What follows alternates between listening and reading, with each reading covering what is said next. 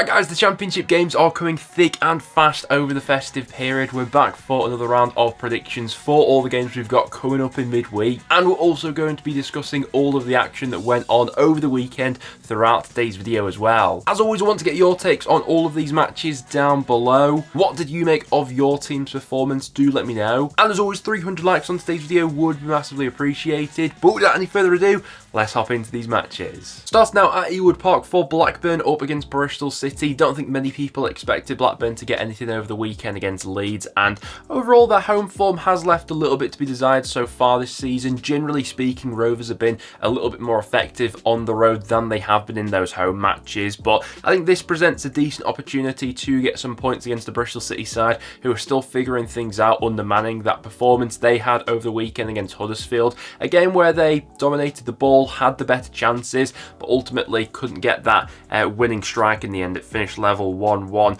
Wouldn't be surprised if this game heads in a similar direction. I think if I had to edge either side, I'd probably be slightly edging Blackburn, but you know what, I think I'm going to sit on the fence for this one. I'm going to go for a 1-1 draw between these two. Don't think there'll be much to separate them there. After that, we head to Huddersfield up against Preston, and I have to admit, not expecting a great game of football between these two. It's two sides who aren't on a great run of form right now. I know that Huddersfield have put together a decent unbeaten run recently, but a lot of those games ending as draws, and ultimately it's just 2 wins from their last 14 Championship matches. For Preston, it's not much better, 2 wins from our last 13 matches, so both sides could really do with all 3 points here to kickstart them going into this quite hectic period over December. Now, Preston played out a goalless draw with Norwich over the weekend, an incredibly defensive game plan from Ryan Lowe, which he said from the off that was the game plan. We wanted to shut Norwich out, didn't really have much attacking intent about us, but at least it got a welcome clean sheet and stopped the losing rut for the time being.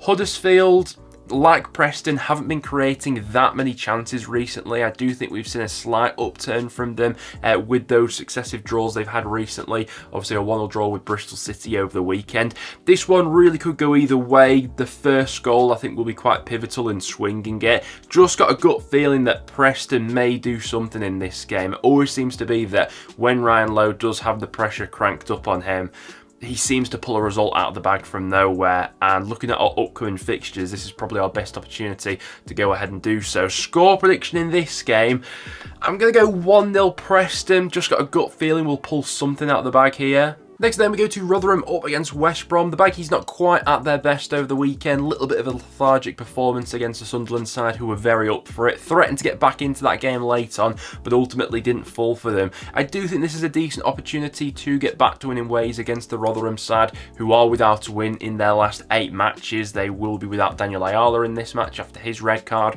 over the weekend against Swansea, and that was sort of where that game really got away from Rotherham. Allowed Swansea to really get on top of them and does leave them in a bit of a sticky situation, especially when you do look at Rotherham's upcoming fixture list for the remainder of the month. They've got games against West Brom, Plymouth away, which won't be easy, then Leicester, Middlesbrough and Sunderland. So some really tough games there for the Millers against sides, a lot of them who will be going for promotion this season.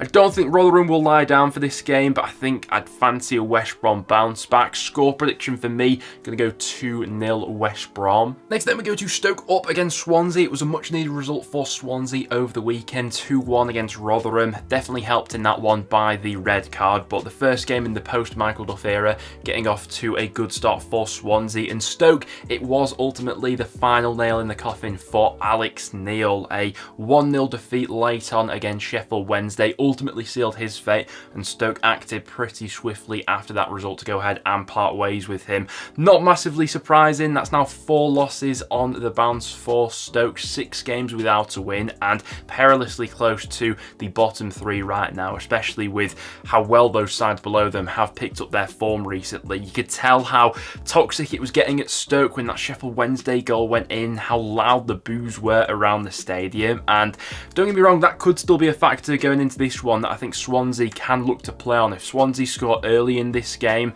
suddenly you can just see the confidence being sucked away from that Stoke squad when they do go behind, especially in those home games where the crowd isn't completely up and behind them because of how bad they've been recently. The fact that Stoke have parted company with Neil, I think, makes this prediction a little bit more unpredictable here. I think had still Neil been in the job, I'd have probably been back in the Swansea win, but maybe with a bit of a bounce, with a change of philosophy and ideas going into this game, Stoke may have a little bit of a bounce. Score prediction, I think I'm going to go for a goalless draw. You know, both sides haven't had that much about them recently. I could see this one being quite cagey. 0-0, I'm saying. Next up, we then go to Watford up against Ipswich, and you know what? This has the potential to be a really good game of football. A good point for Watford over the weekend against Southampton. Late equaliser from Healy in that game means it's just one defeat from their last 10 matches. But this will be a real test against an Ipswich side who have won 3 on the bounce and continue to set an unbelievable pace at the top of the Championship along with Leicester City. Now, what's interesting about these two sides is both Ipswich and Watford have actually been the 2 most clinical sides in the Championship so far this season based on XG over performance. I mean, even going over the weekend results, Ipswich had 3 shots on target against Middlesbrough, ended up scoring 2 goals. So I'd fancy a few goals to be scored in this one, if I'm honest. Certainly not discounting Watford, as I've been really impressed with them recently, but as Ipswich continue to set this unbelievable pace at the top end of the Championship, I think I'm slightly edging away victory here. Wouldn't be surprised if it ends all level, but my gut feeling's saying 2-1 Ipswich in that game, but it should be a good battle. Next then we go to the Stadium of Light for Sunderland against Leeds, expecting a cracking atmosphere and really good game of football between these two sides. It was a good result for Sunderland over the weekend, the first game in the post-Tony Mowbray era, creating plenty of chances and taking advantage of a West Brom side that weren't quite fully at it, but this will be a real test against the Leeds side who have been playing some excellent football recently. Great result for Leeds once again over the weekend, result against Blackburn. Generally speaking, their away form has been a little bit spotty, so good for them to get a performance and result in that game. I think that this will be a spectacle where we get both teams creating quite a few chances. Generally speaking, I'd probably back Leeds to be that little bit more clinical and have that bit more of a killer edge about them than Sunderland, but with the home crowd roaring them on, and we have seen, like I said, a bit of unpredictability from Leeds on the road at times, I think I'm going to go for a draw in this game. I'm going to go for a 1-1 between these two, but certainly plenty of chances created at either end. So then we go to Cardiff up against Birmingham. We spoke coming into this week that this was going to be a decent opportunity for Cardiff to get a bit of momentum about them with decent back-to-back home matches against Millwall and now Birmingham. They got the job done over the weekend against Millwall, albeit not a vintage performance from Errol Bulut's side, but a clean sheet and 3 points you can't really complain about. A set-piece goal ending up winning that game. I think most people will probably fancy Cardiff to get the job done here against Birmingham as well. Since Wayne Rooney's appointment at Blues, no Championship side has picked up fewer points than Birmingham have. As things stand, I think it's fair to say that they are the worst team in the Championship right now, especially with the upturn in form we've seen from those sides that are currently in the bottom 3. Just 5 points Rooney's picked up in his 9 matches in charge so far. Another pretty uninspiring result and performance over the weekend for them against Coventry.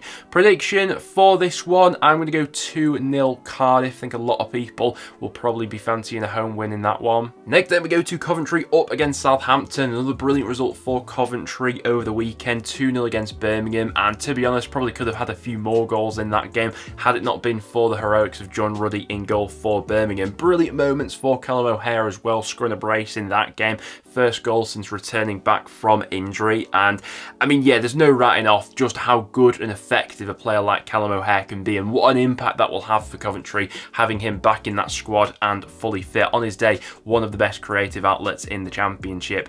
This won't be easy though, going up against the Southampton squad who are still on the longest unbeaten run in the Championship. 12 games without a defeat for Southampton now. Probably a little bit disappointed they didn't manage to get over the line against Watford last time. Bazunu probably should have done better with that Reece Healy equaliser, but nevertheless the Saints continue to march on. They have been a little bit more susceptible to dropping points on the road than they have been at home recently. In a few away matches they've had to settle for a point. Wouldn't rule either of these sides out from scoring a late great goal in this one either. I think they've both got that up their sleeves, and to be honest, I'm going to go for an entertaining 2-2 draw between these two. I think it could end level. After that, to the King Power for Leicester up against Millwall. This isn't a fixture that Millwall will be looking forward to right now, having only won one of their last 10 matches. Going away to Leicester is just not the ideal fixture when you're looking to turn around your form. The Foxes were absolutely clinical over the weekend, a commanding 4-0 win over Plymouth. Steffi Mavididi with some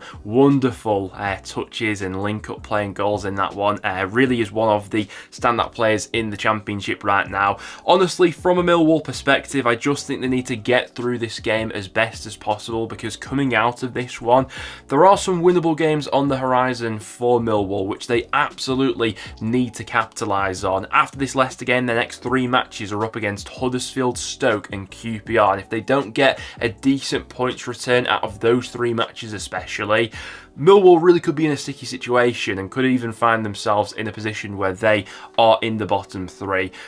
Not sure I give them much of a chance from getting something in this game. I know the Championship is wildly unpredictable and Leicester could have an off day in front of goal, but score prediction for me, I'm going to go 3-0 Leicester in this game. After that, to Carrow Road for Norwich up against Sheffield Wednesday, and suddenly Sheffield Wednesday have given themselves a bit of a fighting chance of survival. Still an incredibly long way to go before they get themselves back level on points with the sides above them, but back-to-back wins now for the Owls, and I think they'll be especially encouraged by the drop-off in form of a lot of those sides just above the relegation zone right now. Talking about the likes of Millwall, Stoke, Huddersfield, who haven't been able to get themselves out of that picture so far, and I'd give them a decent opportunity of getting some points in this game. Obviously, Norwich involved in a really frustrating game over the weekend against Preston. Preston came with the game plan to Carrow Road to just sit in, play for the point. We ended up getting that in the end, and Norwich found themselves getting quite frustrated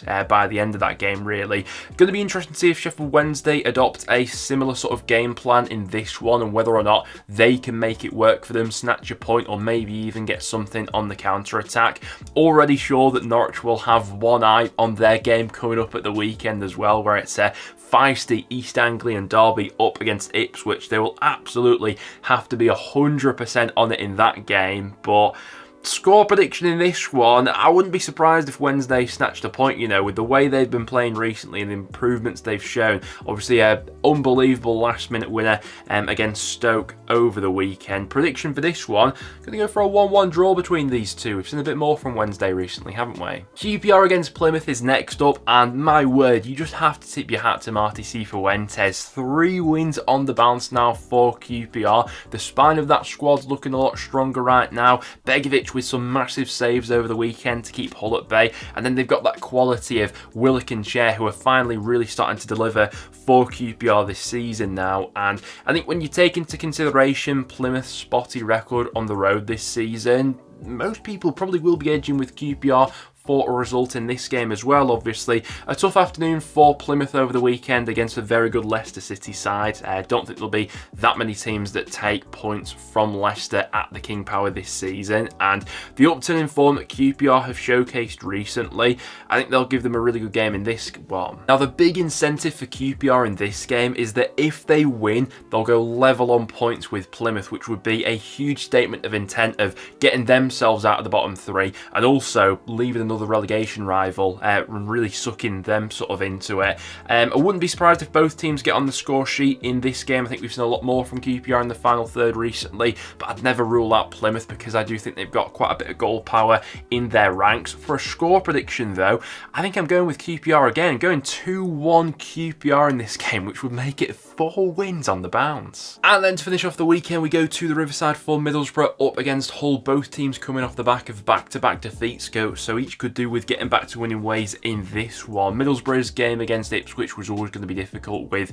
how good Ipswich have been so far this season, and also how many players Borough were missing for that game. Slight bonus coming into this one, I think that Isaiah Jones will be back from suspension. I think really missed him in that Ipswich game, someone who's got the capabilities to really get them up the pitch and transition them from the midfield to final third.